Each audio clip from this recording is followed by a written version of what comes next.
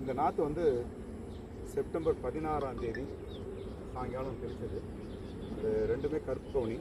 இது மாப்பிள்ளை சம்பா, இது சிறுமணி சம்பா, அது சீரக சம்பா, அது கர்டன் சம்பா.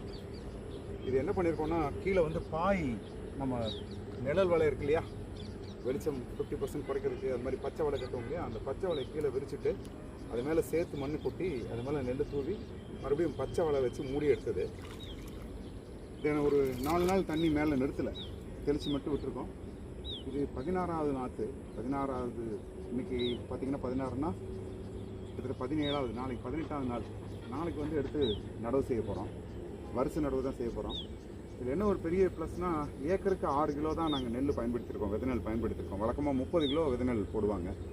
அதை வந்து 4 கிலோவில் 6 கிலோவில் நாங்கள் வந்து நாற்று எடுத்துருக்கோம்.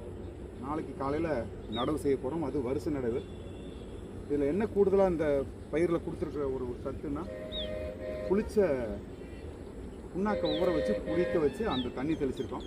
கூடுதலாக கொஞ்சம் மீன் அமிலம் தெளிச்சிருக்கோம். இதுதான் இந்த பயிருக்கு கொடுத்த அதிகபட்ச சத்து. இதுக்கு என்ன பண்ணியிருக்கோம், வயலில் ஊற்றமேற்ற தொழு உரம்னா மாட்டு சாணத்தை கொஞ்சமாக எடுத்து அதை வந்து கூடுதலாக வளப்படுத்தி அதை வந்து தெளிச்சிருக்கோம். ஏக்கருக்கு 100 கிலோ அந்த மாதிரி தெளிச்சிருக்கோம். வயல் நல்லா பாருங்கள். இதுதான் பின்னாடி வயல் தெரியுது. நன்றி. நாளைக்கு நடவு வீடியோ உங்களுக்கு போடுறோம், பாருங்கள். தேங்க்யூ.